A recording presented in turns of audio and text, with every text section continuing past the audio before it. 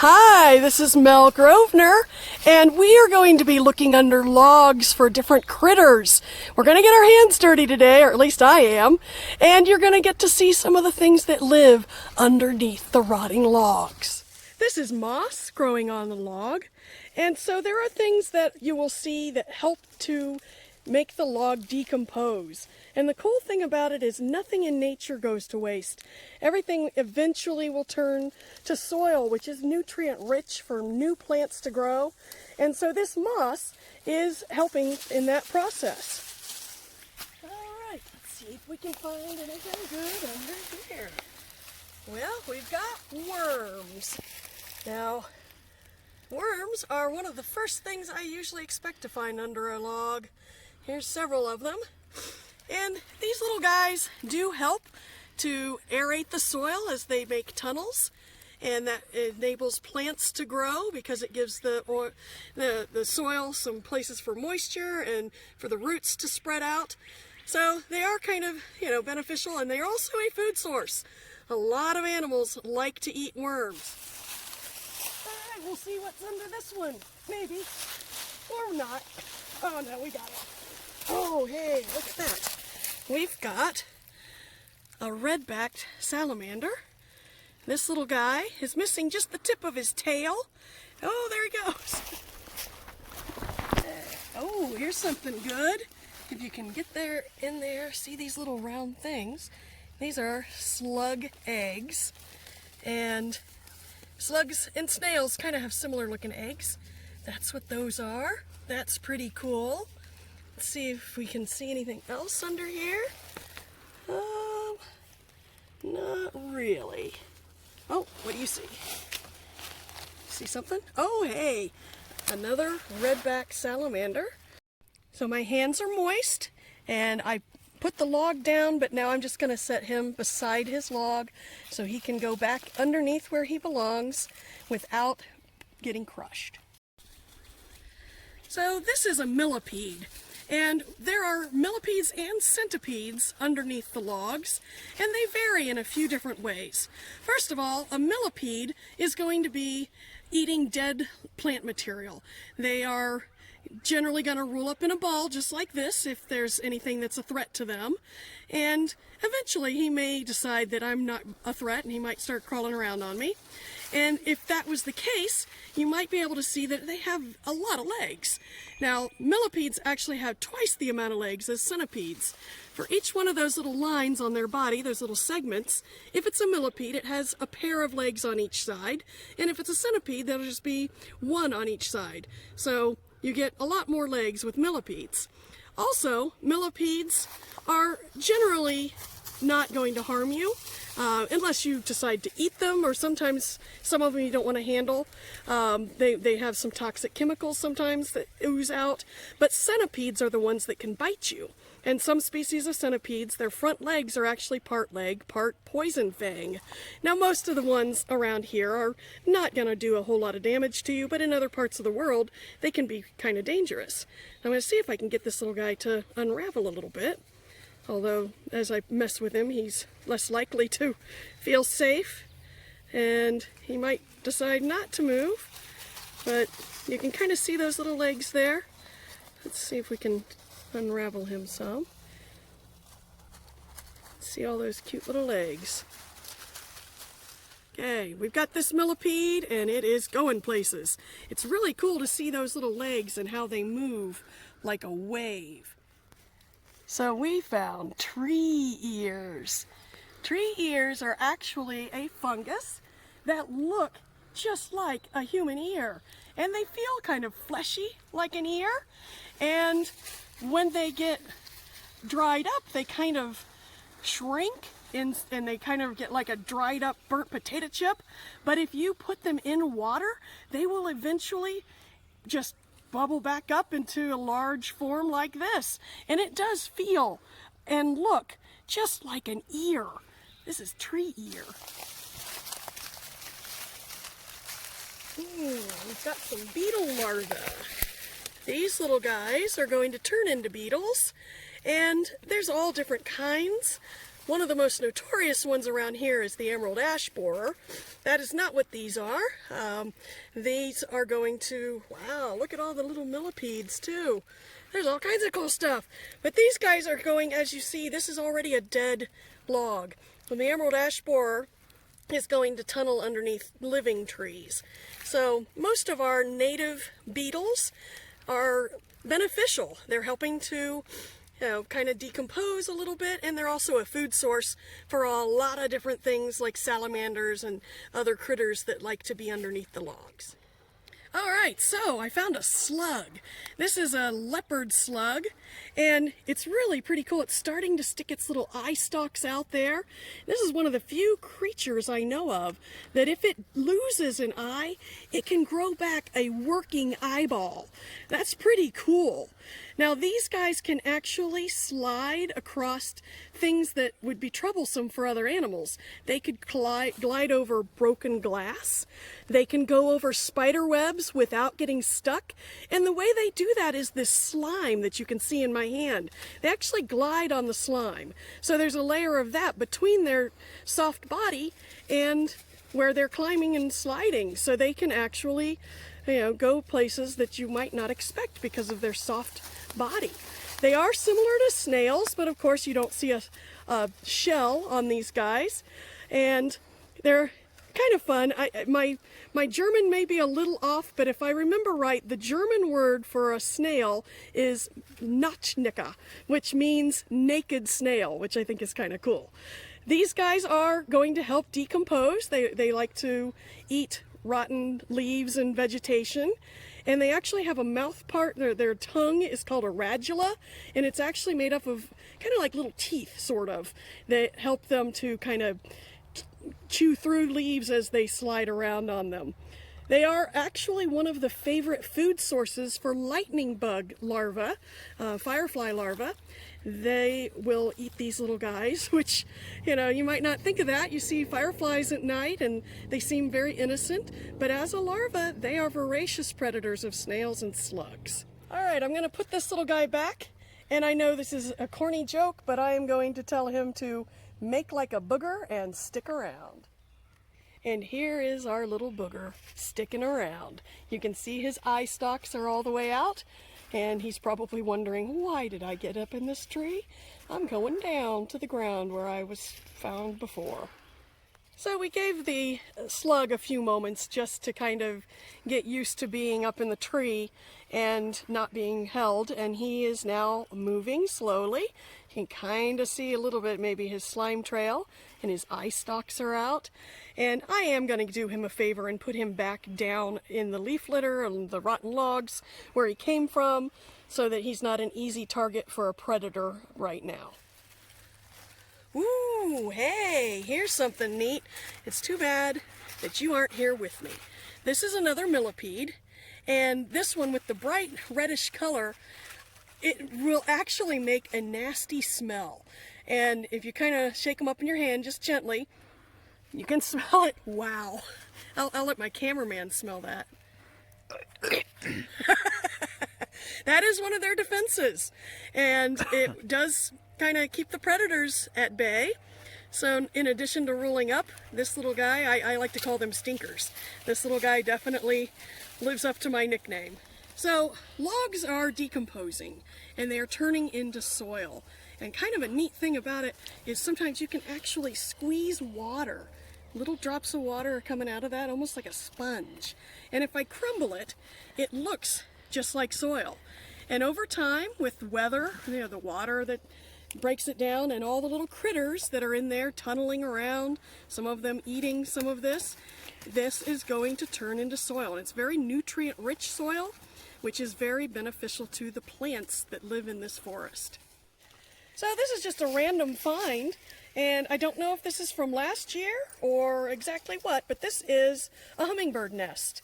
And it's actually held together by spider web. And these little greenish things are lichens, which are part plant, part fungus. You'll see those on trees and rocks.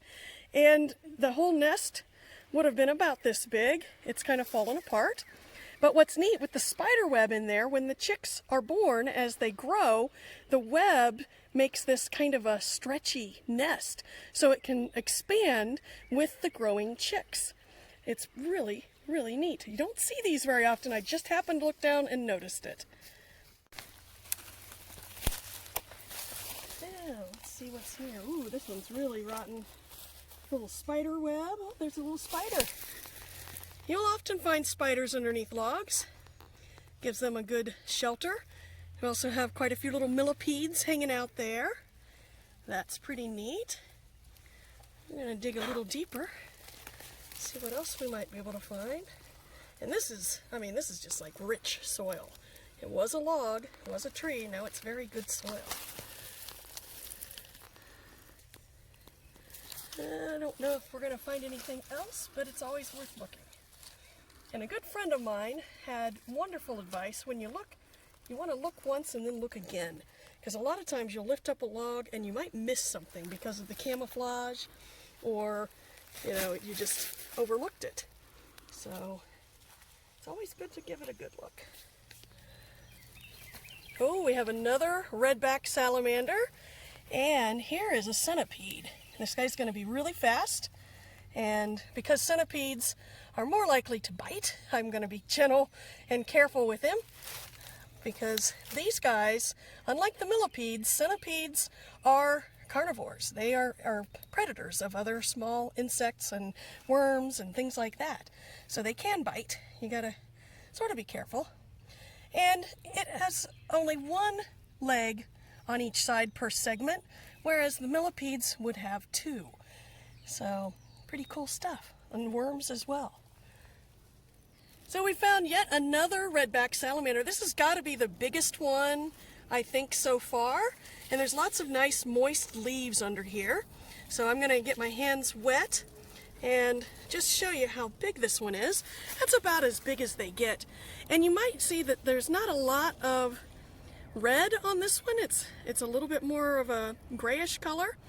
But something neat about these salamanders, I'm going to get my hands wet again, some wet leaves helps, is they can, if a predator grabs them by the tail, they can actually grow a new tail if it breaks off. And that's a handy adaptation to have because, you know, their tail is expendable.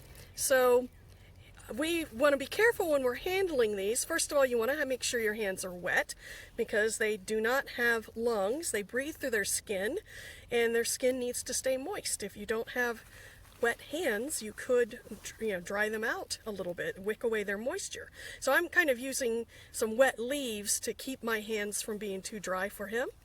And this is kind of a cool little salamander. Like I said, they do not go to the water. They spend their entire life on land, underneath the logs. And scientists believe that there are more of these salamanders in a forest than you might expect. In fact, they believe that if you weighed all of the salamanders, all the redbacks that you saw, and then weighed all the other animals, that the redback salamander biomass would actually be higher, that there's that many of them. And we've looked under a lot of logs, and we have seen several of these today. So I'm going to gently put him back just on the side. And this was actually a piece of bark that he was underneath. He or she. Okay. Ooh, wow, this one's really breaking up. Okay. Well, we have a lot of worms crawling around under there. And you can see some fungus.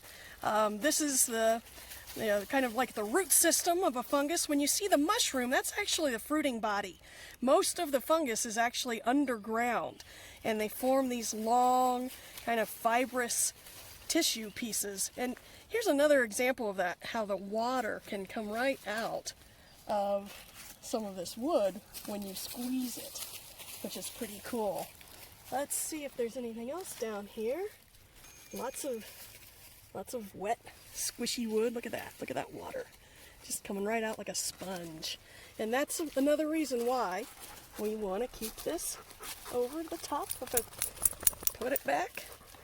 That way all the little critters stay nice and moist underneath there.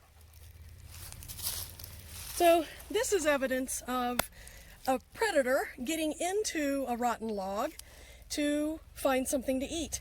What I assume did this is probably one of our largest birds in this forest, the pileated woodpecker.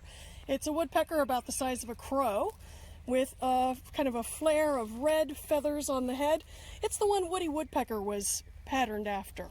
And you can see large chips of wood off to the side. So it was probably down here hammering away, looking for some of the larvae and other things that would have been in that piece of wood. Interesting to me. Oh boy, it's hard to do. Okay, got it. Wow. Okay, here's a... Oh, sweet! A beetle! Love it! So, I'm not sure what kind it is. There are so many beetles. If you just looked at beetle species, they are so numerous that if we made a list of every type of bird, so ostrich, hummingbird, eagle, robin, every kind of mammal, you know, dog, whale, lions, you name it, every kind of amphibian, every kind of reptile, all the vertebrates. And I'm not talking just, you know, saying hummingbird, every species of hummingbird. If you made a list of all those species and totaled it, the beetles would still outnumber all of those animals combined. Just the beetles. So this is probably some type of a ground beetle. I don't know for sure. It does have pinchers. The mandibles will bite and pinch, so you kind of have to be careful there. But I'm kind of a bug nerd, so I'm always excited to see something like this. Very cool. He's very likely under there eating some of the smaller, maybe worms and other larvae and things. Very, very neat. So we're going to see what else we might find underneath this log. I see a rather large earthworm down there and another one over here by Charlie. Here's another beetle larva of some sort. And you can see a lot of like kind of sawdust, this frass that is the result of things chewing and eating some of the log. And we're also going to, I'll just set that beetle down for a moment. Very shiny. Look at that. Isn't he pretty? We're going to look under this piece of bark. Oh, wow. Look at this.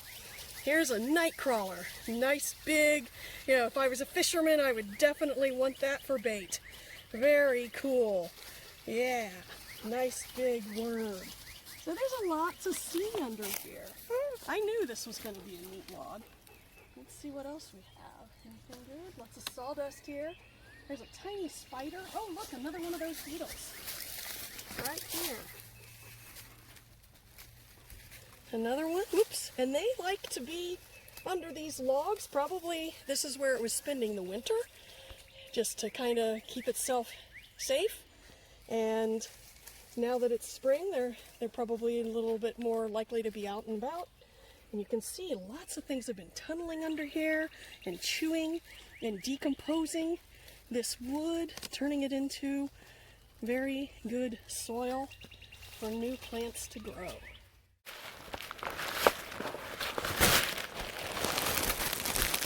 I hope you enjoyed looking for things under the logs. And get out in your own backyard and see what you can find.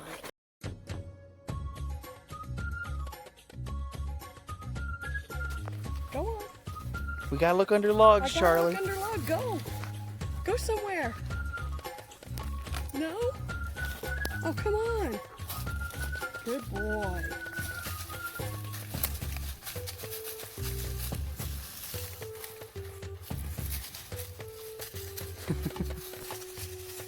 Ready to look under log? Yeah, let's do that.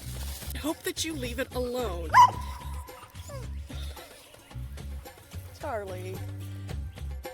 So we found a millipede. And millipedes and centipedes are tooth-moving. They actually can cling to me. Whoops. Oh, no, don't. Alright, we'll see about this one. No, maybe we won't. It is stuck. Alright, we'll see what's under this one. Maybe. Or not. Okay, let's check this one. Oh, alright, we got a big old worm.